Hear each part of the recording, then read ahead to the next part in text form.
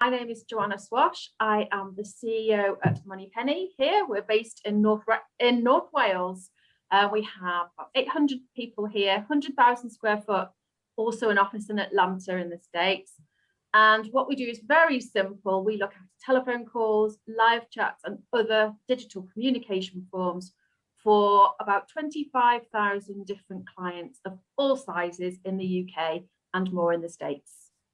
John Jeffcock, I'm Chief Exec of a company called Winmark. We run C-suite peer learning networks, and we run, I think, 16 of them, and we operate across 16 cities from Las Vegas to Karachi, but we're headquartered in London. And the whole idea of the whole concept is, once you get to a national, regional, or global role, where do you continue? Where do you continue to learn from? And a lot of learning is through your peers doing the same job as you are. My name is Michael Baxter, and I'm the Editor-in-Chief of Techopian. And it's a great pleasure to be speaking to Joanna and John about the humanisation of work. Thanks to COVID, the world is a very different place now. And from a business context, will it be like that in a few years' time? Will we have forgotten about COVID, or has it made a permanent change, do you think? One thing I would absolutely love to get my hands on right now is a crystal ball that tells me what is 5 years down the road, because I just think we'd be very popular and we'd be very clever and we'd all make the right decisions. I can only go on what my gut feel, and that of lots of other people in my network that I speak to, is that we have permanent lasting change, both from a how do we do business, how do consumers consume their products or services, and what do our employees or future staff members want from the world of work. For those three key reasons and those three big shifts in behavioural patterns, I can't see how we would go back to how things were, so that it was just a short-lived change. And I think that's for a couple of reasons, really. We've trusted people just to get on with it themselves. And you can't go and take away that trust now and say, sorry, we're going to go back to the old ways, because you've all done very well over the past 12 months, but clearly it wasn't to be. I think that things were changing anyway. There was going to be at some point some revolt around, I leave home at 7 o'clock in the morning, I get home 8 o'clock at night, I spend 3 hours of my day commuting Monday to Friday, 9 to 5. People aren't going to do that anymore. They're not going to sit on a train and think, I'm quite happy with this lifestyle. They've experienced something else, and I think that again is another example about why it'll be too difficult to roll back. It's about what unwinds and what doesn't unwind, if that makes sense. So and I think the other thing to consider, it takes 3 months to change a habit, and I think we've all been in this for a year, so all the habits have fundamentally changed. So I think, but because it's gone on for so long, the unwinding is much less likely to happen, if that makes sense. So and a good example of that would be, I was quite anti people working from home, and that sounds really bad and old-fashioned. I was quite anti people working from home, and now I'm a complete convert. I didn't really realize sort of how possible it was. What about the? I know it's almost a cliche to say, but a lot of people talk about the fortuitous meeting by the water fountain. You know, how it sparks creativity and convergence between two employees that wouldn't normally talk to each other. Is that a problem? Are we going to miss out on those sort of serendipitous type exchanges? I was going to say on that I think that the reason management has to communicate a lot more than it ever has done before is because those informal communication routes are now missing, if that makes sense. So I think we are supplementing that through the management, and so there's a lot more communication we need to do, and it needs to be a lot clearer as well, because it's not if people had a question, they could have asked that at the water cooler, if that makes sense. So I think that clarity and over communication becomes even more important. But I think Zoom and Teams all works fine for the transfer of knowledge, if that makes sense, but it works less well for creative type sessions and team building type sessions, would be my view. Yeah, and from my perspective, yes, you're going to miss those happy accident kind of chats that you have in the corridor, or the opportunity to smile at a new starter, or to ask somebody that you know whose partner's been poorly how they are and if they're getting better. So I think from that perspective, you've got to make the effort and almost have a plan to be able to do that, in order to engage with those people that you need to engage with. On a wider level, I think for me, it's not about a fully home working model, it's about hybrid. So in my perfect world, I don't really want anybody who's based at home all the time. I want these moments of being able to come in and out of the office, maybe 2 days at home, 3 days in the office, whatever works for them. But also it's about embracing technology and replacing some of that communication with technology. Luckily, we had already very much embraced Workplace from Facebook as a platform, as it actually was out in beta launch in the UK, and we were one of the first companies to go and use it. I love the fact that Workplace is so intuitive, it's so easy to use, it just feels normal to people, and the fact it's not linked to their normal Facebook accounts. So we'd already got into that habit of communicating through Workplace, but it just meant that our Workplace usage just went off the scale. So rather than X amount, 100 messages a day, you know, we're talking thousands of messages a day between each other, and people just chose a different way to communicate. We set up new groups, we had, you know, online exercise classes and dog walking moments and all kinds of things, but it was about using what we could use and using it in a different way. Has it led to a sort of a blurring between private time and work? And is that a good thing or a bad thing? For a long time anyway, in terms of staff engagement, my belief has been, if you're in a role that actually could be done at any time, and not everybody's lucky enough to have that, there are people that need to work set patterns, set shifts, because that's what a business requires of their role. But I've always said, it's all in the circle. You've got to make life work. And whoever said, and when did they say it, that actually a normal standard working week was 9 till 5:30, Monday to Friday? When was that created? And actually all we're doing now, we're voting with our feet, aren't we? And we're saying, oh, I'd like to take the dog for a walk for a couple of hours on a Tuesday afternoon, but I'm not going to feel bad about it. I'm going to be more engaged. My mental health's going to be better. I'll have better conversations and better ideas, better creativity. And it doesn't matter. There was a phrase I noticed in one of the sites today, the news sites, about the General Motors CEO, and she said it's about working appropriately. Whereas we've always said for a while, dress appropriately. This is about working appropriately now. So I just say that it's your choice. Work when you want to work, but I think we all need that off switch as well, and have the ability to be able to switch off from work rather than carry it on over. I would entirely support Joanna on that. I think that if you talk to our chief HR officer network, they are talking about moving from sort of outcome-based management to, because currently we're measured on our time, is how much time in the office, and that's an archaic and ridiculous way of measuring of what someone does. So and also even in an office, you have somebody who might output twice the same amount as someone else in a day, and so the key is to try and measure outcomes, and technology is now starting to enable us to do that, and that's the great thing. I do think it will create all sorts of management issues, because you will get people who are outputting huge amounts and being paid the same amount as other people who are outputting that, and you have all the equality issue around that, and so I think there's a learning journey to go on that, but I likewise think the 9 to 5 idea is a Victorian sort of industrial idea which needs to go. Although you do probably still need to have sort of key hours that people are on time for, but I think it should move to outcome based, is our view. So does that mean we're sort of entering an era in which maybe quality of work is more important than quantity of work? So what matters is what you're doing. It's not so important you're sitting at the desk for hours and hours at a time. Don't you think that presenteeism was an outdated kind of ideal anyway for lots of forward-thinking businesses? And it was about empowering people. They've got the right resources, tools, clarity, strategy, and go off and do a great job. I'm here if you need me. And surely that's the new style of management anyway.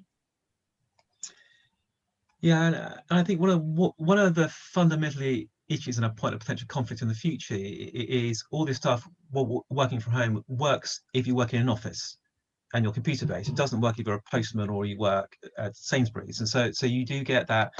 You could end up with a sort of office shop floor sort of divide of some kind. And I think we need to be very careful how we manage that.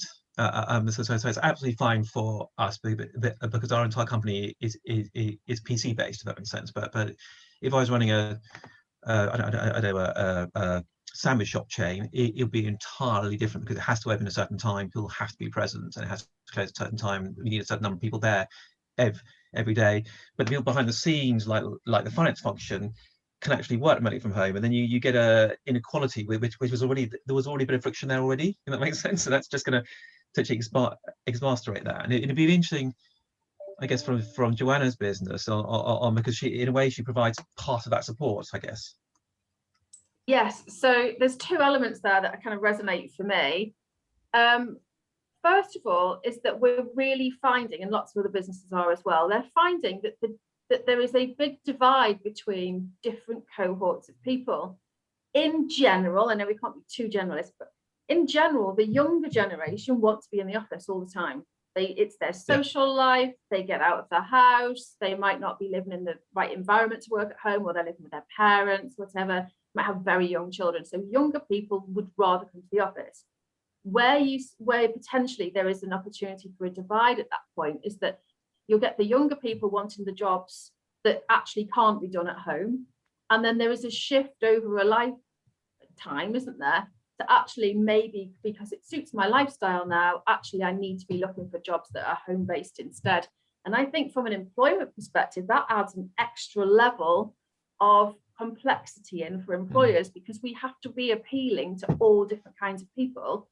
So then it's our responsibility to go make sure that we set up these working models that actually are as inclusive as we possibly can make them, so that we end up with a diverse workforce as possible.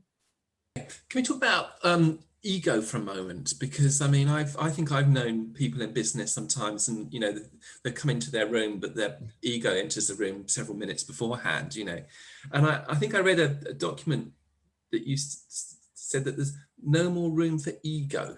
What does that mean? I can tell you what that means to me. What that means to me, and in my work in life, is that I think as a business, you get so much more done, so much more achieved, so many more people on your bus if you can create an environment where everyone's equal, whereby everybody can say what they think. It's not my way or the highway. The leader is not the person that has to have all the best ideas and all the most creative things that are accepted by the rest of the team. Everyone's equal. And if you've created that atmosphere, then quite likely there's no ego in that room, because if you've got ego, it stops people from saying what they think, doesn't it? It affects your behavior. It means that you want to be the big I am in the room. I want to be the last person to speak. I want to be the person who is very, very able in the room to say, I don't know, guys, what do you think? And I think you'll always get the better out of your people if you are just human. If you're one version of yourself, the self that's at home looking after your kids, or you know, brushing the dog or whatever, is exactly the same self as the one that you bring to work. And that, I think, is true authenticity. And from a leadership perspective, I think delivers much better results. I think to build something on what Joanna said, the our side view is you need to bring your whole self to work, if that makes sense. And what used to happen is people used to sort of be their family home stuff, and their friends would be good and kind and generous and care for each other. But then they put on a suit and walk through a door, and they turned into a different person, and that's wrong. And so that person is now, I think, partly because we have seen into everyone's homes. I think that has now changed the way we think about work and the way we think about people's home life, and we're much more conscious now of people's home life, and so I think that's a very good thing. And and I do think that is one of the fundamental changes. I still also think that I think it's a difficult one. As a CEO, you have to make tough choices sometimes, and so I think that it is for some people, it's as you get closer to people, it makes it much harder to make those choices. So I think I recently got this weird thing. I recently got told by my HR director that I was too close to all the staff. That makes sense. I thought it was quite an interesting comment to get in the I was almost a too open door when it explained too much, and that was too far, and that some people would exploit that in the right sense, because I would give a very open, honest response to everything, and she said, you probably want to rein that back a bit. So I think there is a balance. So I think we have to be much more human, much more normal, bring our true self into work. But at the same time, there is a point where you need to realize it is work. That makes sense. We're not all mates. We're not there to have a party. Your stuff has to get done. Yeah. So I think there's a point on that. That's clarity though, isn't it? If we all know what's our key objective is to grow our business and to deliver value for the owners, the shareholders, the customers, the people within it. And then everything else feeds into that overall objective, doesn't it? And then I think that gives you a framework of prioritizing the decision that you have to make at that time. It wouldn't stop me from getting close to people in work, but I would also be giving them some very, very honest feedback along the way, so that it wouldn't be a surprise. And I think that's the key piece, is just that honesty about communication all the way through. Okay, so talk to me about mental health at work. So clearly there have been issues associated with COVID and mental health. But I don't think we need to talk about what's been going on over the last year or so, because I think everybody understands that. But looking forward, how's that going to change? What can we do about why is mental health at work important, and what can we do about it? I'm starting that one. I don't know who wants to go first. I'm an ex-infantry captain, so I'm never a good person to ask about mental health. So my definition of mental health and the rest of the world is slightly different. So I need to have someone sort of at my side to slightly instruct me on it. My understanding is I read a brilliant book about a year ago called Orchids and Dandelions, and it was really about that 20% of the population are orchids and 8% are dandelions. And the idea behind dandelions is it doesn't matter where you drop them, they kind of do okay. In a sense, they're quite robust, resilient human beings. The other 20% of the population consumes 50% of the world's healthcare in every country in the world. So it exists everywhere. It exists in all population of animals is the same thing. And the idea behind that sort of 15-20% of people, but in the right environment, they flourish really, really well. If that makes sense, but in the wrong environment, they crash. And I think you have to realize, as Joanna was saying earlier, you have to realize within your group of people, you have pockets of different people, and some people, like some children. I've got 3 girls, and one of them needs a bit more support than the other 2 because she's just shyer and she needs a bit more encouragement. But on the flip side, she is shy, and therefore she is more sensitive to her environment. She's more empathetic. So if you make her into the right person, she can be a phenomenal human being. If that makes sense. So there is you do have to identify those human beings, and you need to give them more time and more nurturing, I think, as part of management. And sometimes that can be quite tough, because it does take your management time to do that, but it is essential. Yeah, I agree there. I think what's coming out of lockdowns now, and hopefully seeing an end to the pandemic and a return to some form of normal, what's really surprising me at the moment is there is an element of people who are finding it very difficult to bounce back, very difficult to almost regain their mojo. They've been at home for so long, they look back on the person that they used to be in work and think, I don't know how I can be that person again. Their habits have changed, like we said before, they've sat at home for 14 months or so. They used to be all over the country, all doing this, that, and the other. That to me has been a really big surprise as to how much leadership and management's time and energy, and it's the right thing to do, that it's going to take to get some of the people back to where they were. And the business needs it, and they need it personally as well. So I think that's going to be a bit of a journey that maybe we're not quite expecting so much. We had a really interesting meeting of our non-exec group once, and it was about whistleblowing. And the guy speaking said whistleblowers are a pain in the whatever, and the other room was like, whoa, you can't say that. And then he turned around and said, he made a really interesting comment. He said, the reason they're whistleblowing is because the line management has failed. You've got to remember that. So it's you've got a failure in the business, so that is why they're whistleblowing. But what they've had to do is that they psychologically had to step outside of the organisation to whistleblow. And he said, so the reason they're a pain is because actually they no longer are part of the organisation in their head. And so one of the things you need to do is you need to bring them back into the organizations on a psychological basis. You know, people talk about these psychological contracts, and I think something similar to that may have happened during COVID. Is some of the psychological contracts may have broken slightly, and people feel less loyal to the organization. And we had a psychologist from one of the intelligence services talking to one of our networks, and she was saying that that actually that creates a risk to the business as well, because if they've psychologically stepped out of the business, when they come back, they're more likely to do things they wouldn't have done before that could be quite destructive to the future of the business, or sort of thing. So it's quite, I think it's quite a, so I think as Joanna says, it's really important we particularly look after that group, and it is harder work, but it's important work. Trusting people, giving them the freedom to experiment, make mistakes, I suppose, fail, and then move on. How important is that, and how is that, and is there an awareness caused by the sort of the COVID experience, of the new awareness of this caused by the pandemic?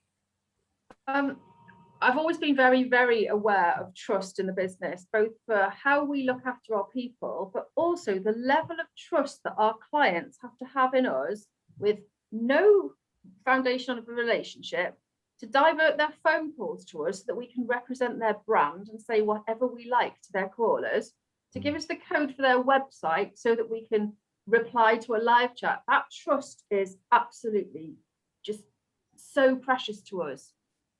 We then go and add on the trust that we had to have by saying to our people, go home, here's your kit. 2.5 weeks later, we had 1,000 people working at home. We now not only trust you to represent our brands, our clients and their reputations from our office where we can see and hear you, but from your kitchen where we can't, where we'd created a home working model in 2.5 weeks. Would it have looked like that if we'd have, if we'd have had 18 months to plan it, we'd have taken 24 months probably. So the trust on both sides of that agreement from us and our people, our clients and us, that triangle was just absolutely critical. And we have built a lot more trust within the businesses over the past 12 months. As a result, we were trusting anyway, but now I just think it's totally off the scale. And they've trusted me as a leader to look after the business, to make sure that we've all got jobs to come back to. And we've hired 300 people actually in the past 12 months because we've grown so much.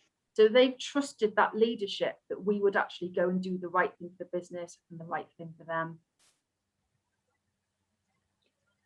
Yeah, I think trust is a huge issue, and I think it's intimately linked to what people talk about psychological safety. And so I think there's a huge thing there on how that works. And I think probably one of the ways leaders can achieve that is to take risk and fail. That makes sense, like a weird thing to say, but if you show people you're prepared to experiment, and not everything works, and some stuff might be a great idea, it might be the wrong time, and I always find the Americans have very good language. They talk about putting things on the shelf for a while, and they talk about, they have really nice ways they do that. So I think the way you achieve trust, I don't know if you've ever seen, what's it called? It was there's a whole thing about opening up Johari's window. Have you seen the idea of Johari's window? Is very simple. So Johari's window is you've got stuff you know about yourself, and stuff you don't know about yourself, and stuff other people know about you, and stuff other people don't know about you. And the safe space is in the area where people know about stuff about you, and you don't know, and you know stuff about yourself, and the rest of the area are all risk, if that makes sense. And as a leader, one of your role is to increase the safe space, if that makes sense. And one of the ways you do that is you take risk in your conversation. So I got married. One of our first children was IVF.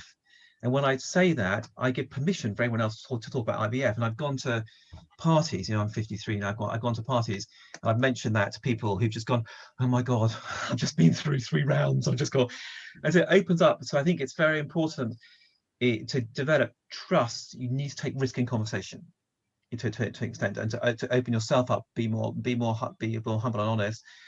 And that also encourages other people to do the same back, and you get a very much a sort of hopefully it's a much more open environment, you would think. I love that example. I'm going to go off and do my research, so we'll find out more about that one. Yes, it is. And can you repeat what that's called again? It's called Johari's window. That goes right back to your point, Michael, on the cooler conversations, because that's what cooler conversations do. They increase the safe space, and these. So I think there's a miss on that. And like Joanna, we've recruited a bunch of people, and what's quite entertaining is they come to the office, you have no idea how tall they are. You just have, it's quite entertaining. So you go there and go, oh, okay. Yeah. And so you get this whole thing going on, and actually that changes your perception of someone, on how they dress and how they, so you miss a lot, but you also gain a lot. Yeah, it's been an interesting time and quite fun. I know that you said that you unfortunately don't have a crystal ball. Nonetheless, I'm going to ask you to pretend that you have a crystal ball. Okay. And so how will things be different? Let's say 2025. How do you think business, and some businesses will be the same because they have to be, but just sort of give me a feel for 2025 for some organisations. I think looking forward, I think there's going to be less of a one-size-fits-all approach from my perspective. And I totally understand that some businesses can't change. I'm talking about the businesses that can. And we are going to have to be a lot more flexible with our people when they want to work, and make sure that fits in with when the business needs them to work, and fits in with when our clients need them to work as well. So what fits for everybody? I think people's expectations of their life are going to be different. They're going to expect more time with their families, more time at home, more downtime, less traveling. So how does all that fit in with our new style of living and working? I really think that the whole net zero sustainability conversation is going to be way up there, not just the preserves of the big companies that have got a corporate responsibility to do something about it, but right through into the SME base as well. And I think, I hope that between hybrid working or remote working and the environmental benefits that we all get as a result of that, along with an enhanced focus upon net zero and being a company with a conscience, I think is going to be a big change. That fits into new style leaderships, doesn't it? It fits into net zero. It fits into doing the right thing for that particular person, and making sure you've got the right environment, the right equipment for them. So I think that the biggest change is going to be that we have to properly care about our people, and properly care about our customers, otherwise we'll lose them, and properly care that our business is doing the right thing, that it's not just generating profits, but that it has a conscience as well, and it has a sense of responsibility. I agree with all that. I think, as John said, has indicated that the world has got a lot more complicated. We as businesses need to be a lot more flexible, and I think that will start at the very top. I think governance has to change slightly. So at the moment, in the UK, we have different types of business models. We've got sort of not-for-profits, limited companies, public companies. I think, as Joanna sort of indicates, I think there'll be made more different types. I think they will evolve. I think become much more flexible and much more varied, which I think is a good thing. I think people are becoming much more purposeful, and organizations need to become much more purposeful, because I think if you've got people remote, it's quite hard to motivate them, and so you need a much stronger purpose. A bit like a political party, it needs to have an energy or a moment behind it. I think leadership becomes, in a way, much more demanding, probably more feminine to an extent. If you look at the historical characteristics you would associate with the woman become to the forefront.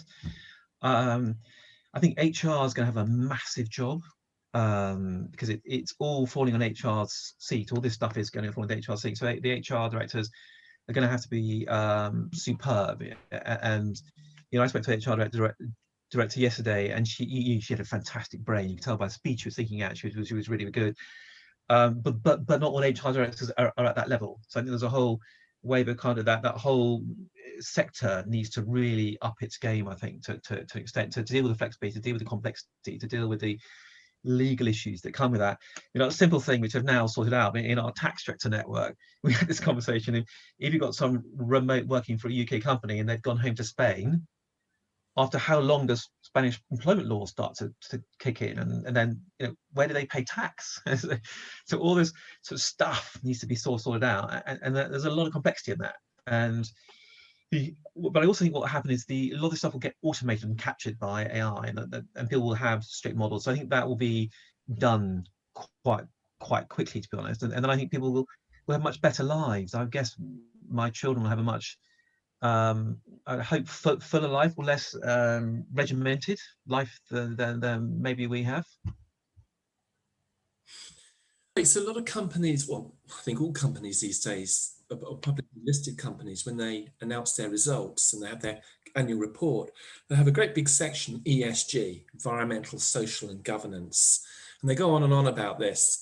But maybe with some organizations it's not authentic. They just, it's a box ticking exercise. I think what you're both saying is that it has to be authentic. It's not good enough for them just to do that because they have to, because the shareholders expect it. If they don't actually believe in it themselves, then there's a problem. Ultimately, it's about what your customers think of you, isn't it? And what your people think of you, and they'll vote with their feet. So it's with everything. You can gloss over anything for a little while, can't you? Put a lovely veneer on something, but you'll get found out in the end. Whether it's your leadership style or whether it's the ethos of your business. It would be so much easier if we all just did the right thing to start with, but that'll never happen with it. That's utopia, and we'll never get that far. Yeah, it's interesting because I think the climate change one's a really good example to raise, because we find we have a chief sustainability officer network, and we find within that the corporate exec team has all pretty much bought into it. That makes sense, but it's hitting a middle management sort of permafrost. So it's all the chats going on, the reporting is going up, and all this great stuff is happening. But there's sort of, in a way, so all the pledge bit has happened. But there's a pledge action gap, is the way we would term it. And the question is, how do you get that action to happen? And it won't happen if people are still remunerated and appraised in the same way. If that makes sense. So that fundamental piece that doesn't change, they're not going to change, because they'll say, well, it's nice to do, but I get paid to do this. So why would I do that? And I've already got tons more stuff put on my workload, like GDPR, new regulation and stuff.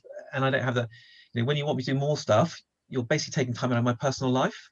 That's what that means. And so either you give me off something else, or so I think there is I think the issue, and also there's a really interesting issue on this. One of the things that happened in COVID, I don't know, I'm a bloke, so maybe I shouldn't say this, but I think for a lot of families where you had two working parents, it was very tough for women, because the children came back home, and I think many women took I think the gender equality took in a way a retrograde step, and I had lots of my wife, we had sort of people in the kitchen crying here, going, I can't do this, I cannot do my job, do homeschooling and do this, it's just I can't physically do it. So I think there's a thing around climate and stakeholders that when companies are under pressure, everything's about profit, because you have to survive, and that's fair. I think families have felt like during COVID, there are certain traditional roles in families who have been under exceptional pressure during that, and I think it has, in one way, it's freed up people, but another way, it's pushed back things like that. I don't know what you found, Joanna, on that front. from a personal standpoint, my kids are teenagers, so we just didn't see them all day. So they were incredibly quiet, working in their pajamas. Now, I totally agree. I think it's about individual families and the responsibilities and how they're carved up within that family, and how the approaches within that relationship. Everybody's different, aren't they?